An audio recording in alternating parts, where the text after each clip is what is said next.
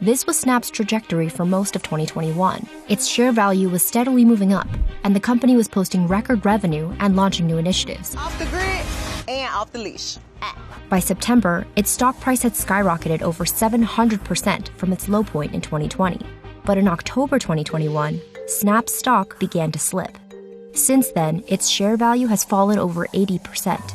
And in August, Snap announced that they will cut 20% of their workforce, discontinue investments in Snap Originals, Minis, Games, and Pixie. So, what went wrong? It all started in April 2021. Apple announced these changes to its privacy policy that said apps now have to ask users if they want to be tracked. According to mobile app analytics provider Flurry, U.S. users opt into tracking only about 16% of the times they encounter Apple's privacy prompt. This makes it more difficult for advertisers to target their ads at the right audience and get information about how well their ads performed. The impact of Apple's changes showed up 6 months later, when Snap posted revenue growth numbers that fell short of what investors and analysts were expecting. Its stock price dropped over 20% in after-hours trading that day. Other social media companies, like Facebook's parent Meta, also took a hit from Apple's privacy changes, but Snap is a smaller company that brings in less revenue to begin with. Investors got a glimmer of hope in February when Snap posted its first ever quarterly profit as a public company. But it was short-lived because a few weeks later, the Russian invasion has begun. The first of a myriad of compounding factors that contributed to Snap's continued decline in 2022.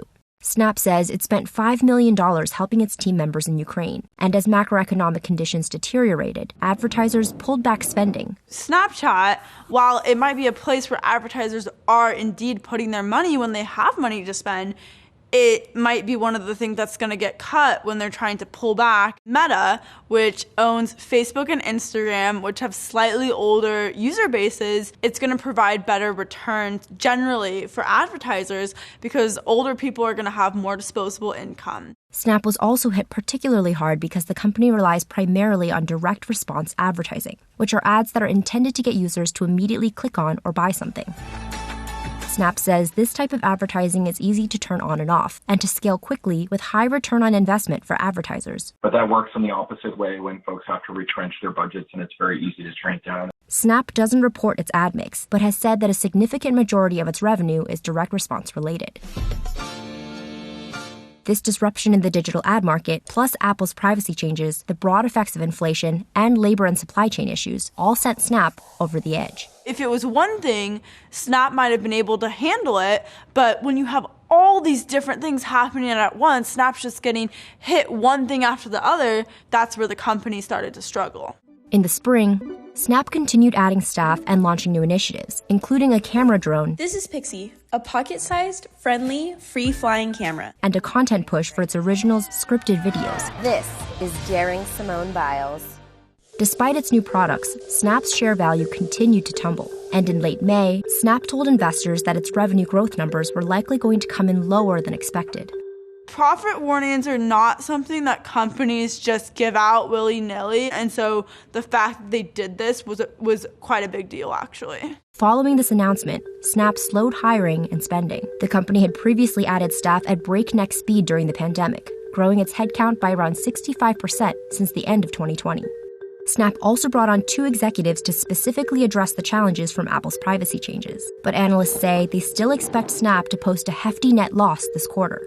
In August, Snap announced it was shutting down future development of its flying selfie drone Pixie, which it had launched less than 4 months earlier. And then 2 weeks later, they announced that they were going to lay off 20% of their staff and shut down many more projects that weren't core to its business. Around that same time, Netflix poached Snap's chief business officer and vice president of sales for the Americas to kickstart its ad-supported subscription plan. Snap declined to comment.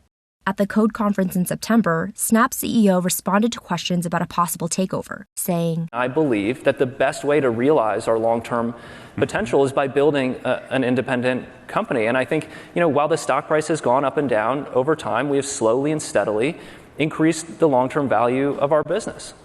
Looking ahead, Snap says it expects the cost-cutting measures to reduce the company's annual costs by around $500 million. Snap says it's also working to diversify its ad business by monetizing features like Spotlight, which tries to appeal to content creators. Snap says it's also working to monetize My Places, which offers users personalized recommendations of places to eat and visit. The company also launched Snapchat Plus, a subscription service that gives users early and exclusive access to features for $3.99 a month. Analysts, investors, myself, we're all watching to see, is the digital ad business recovering? Are they diversifying their business? If something happens again to the digital ad market, will it not affect them as much in the future? Snap has been through difficult times before. The question again is whether it can snap back.